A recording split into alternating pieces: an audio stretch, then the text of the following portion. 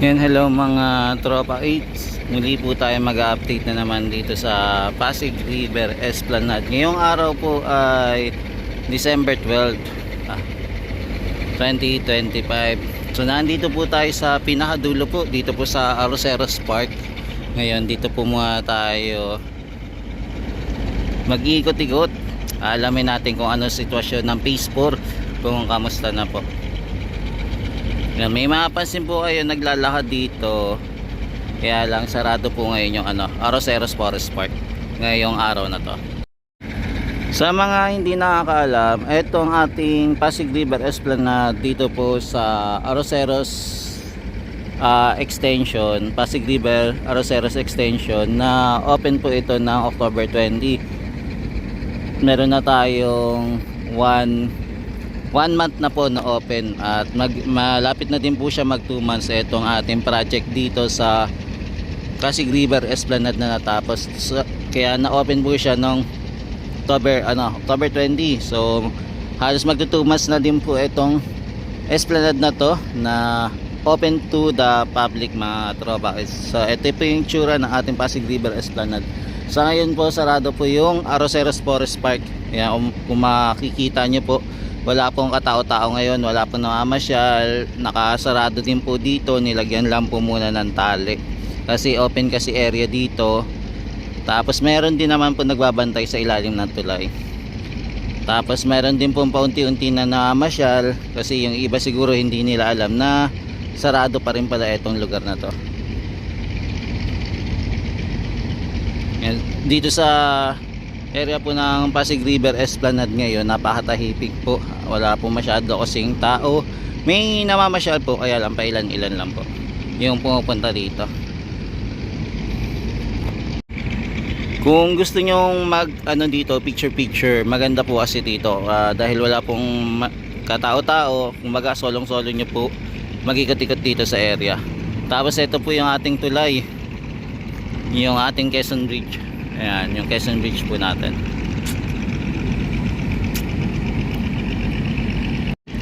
Ayan, alamin lang natin kung merong mga pagbabago dito sa area po ng Phase 4, kung may mga ginawa. Yan, dito po pala sa Arroceros Park, nakikita natin na meron na pong mga lamppost na nakakabit dito. Kaya lang hindi pa po siya napapailawan. Kaya mag-aantay pa rin tayo ng ilang araw. Tingnan natin kung mapailawan na to. Update na lang natin kung kailan po nila bubuksan. Yan, ito rin po yung ating lamppost. Okay na dito, naikabit na ibalik na din sa dati. Yan, meron na din po yan bagong bombilya. Sisindihan na lang po. Yan, ito po yung itsura ng ating Phase 4 na napakatahimik po dito. Yan, nakapailawan po kasi kulang pa po, hindi pa po kompleto to, kaya halos hindi pa po lahat na dadaanan, pero hoping pagka nakompleto to madadaanan na rin. Yan, dito naman po inaayos pa. Yan, hindi pa po tapos, may kino-configure pa sila.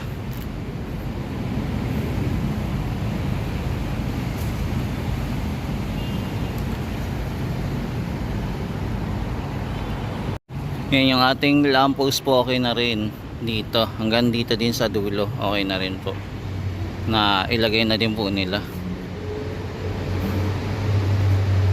Yan, di ba? Naayos na po nila.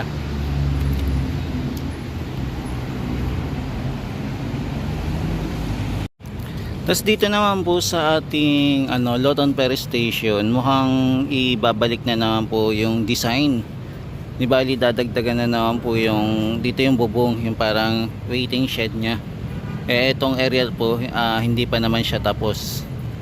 Yan, hindi natin alam kung bakit inumpisa na nila tong gawin kahit hindi pa po tapos yung project dito sa kabila. Ditong yung plaza. Yan yung Plaza MacArthur. Ayan, naghuhukay-hukay na sila dito, naglagay na din po sila ng mga para sa poste po, maging dito din po naglagay na sila. Mukhang i-extend na naman po nila etong Etong ginagawa, etong mga metal o steel o beam, ayan kung tawag, kung ano man yan, yung mga bakal-bakal na yan, para maging bubong po. Ayan, di bali isa dalawa hinukay nila, maging dito din po, ayan no, hinukay nila. Ayan po yung ginagawa nila ngayon. Ayan, hinukay nila dito sa pinakadulo, saka to. So mag-i-extend po nila yung dating bubong po na meron, ibabalik po nila ulit.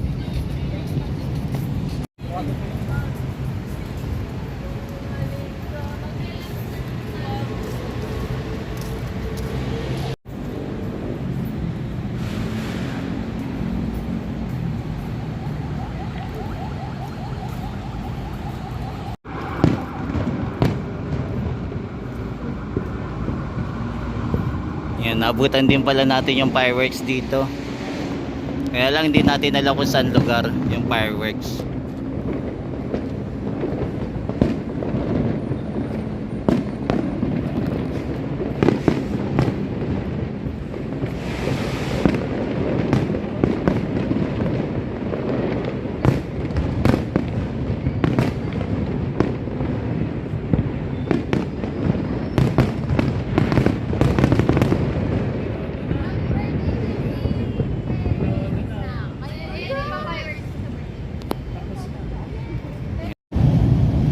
Yan, tapos dito naman sa may Piate, may papansin natin po na may decoration naman sila dito na mga lights and Christmas tree decoration.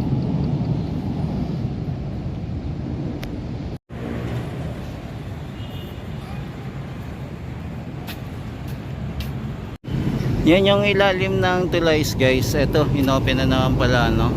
Yung sa ilalim, nagkaroon na po ng ilaw. Kaya before na naglalakad tayo walang ilaw.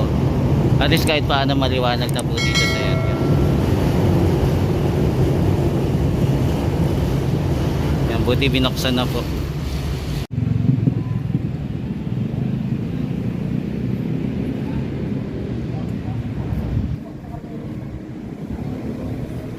Yan, hindi pa naman siya kompleto pero kahit paano nakabukas na po yung ilaw dito, yung spotlight.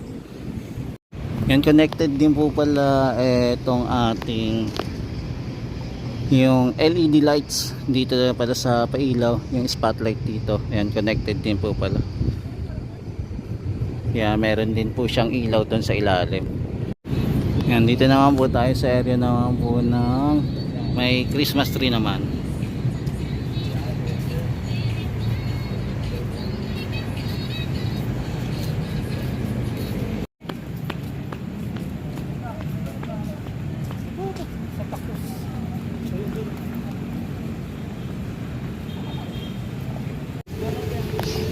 Yung binuksan na po ulit yung ating pailaw dito sa Jones Bridge po ulit, linay po nila. Ito po yung ating mga tindahan dito, yung mga available po na tindahan dito po sa phase 1 na nilipat po.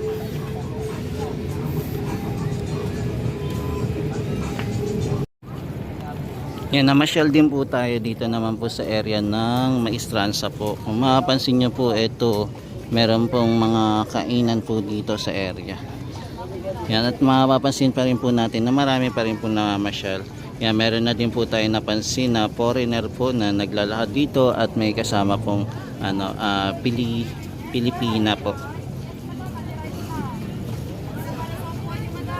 Yan, paunti-unti po may namamasyal naman po mga foreigner. Hindi naman po yung masasabi natin pa na sobrang dami po. Pero siguro pagka mas gumanda po itong esplanade, mapaganda pa talaga, ma-arrange din po yung mga food stall. Yan, pwede na po, mas dadami na po yung mamasyal dito. Kasi ito naman po, naglagay na po sila ng ating pailaw, no. Ito nilagyan po nila.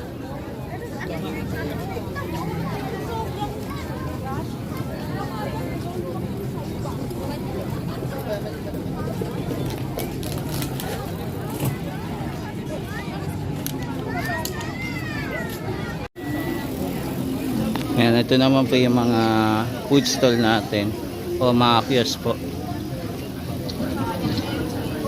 Yung sa Yan, buhay na buhay po yung gabi dito, no? Dito sa Pasig River Esplanade. So time check po natin is 8:30 na po ng gabi. I just want you to know Yan, dito naman po may mga tumutugtog din. Guys, that is Iris by Google Dolls. Thank you. And once again guys, open po tayo guys for open jam. So pwede kayo makikanta dito. And also pwede rin po kayo guys sa amin mag-request ng songs. Depends kung alam po namin yung kanta. So pero feel free pa rin po kung mag-request.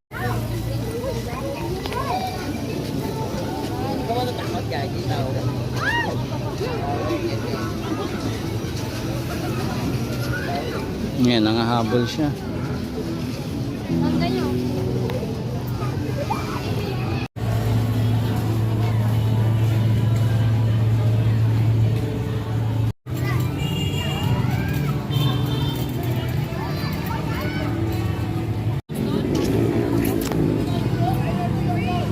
Yan, maglakad-lakad po muna tayo ngayong gabi dito sa Pasig River Esplanade.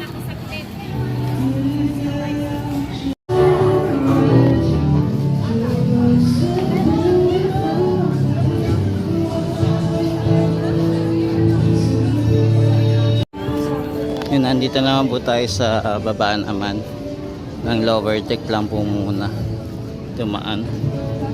Yan, dito din po marami din po namamasyal dito.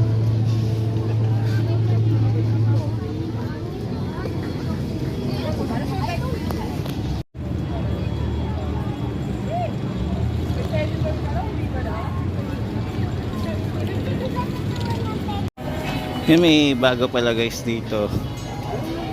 Ano ba tawag dito? Yan, meron siyang ano, yung parang payong. Ayan. Ito yung ambience naman ngayon. Ang ganda.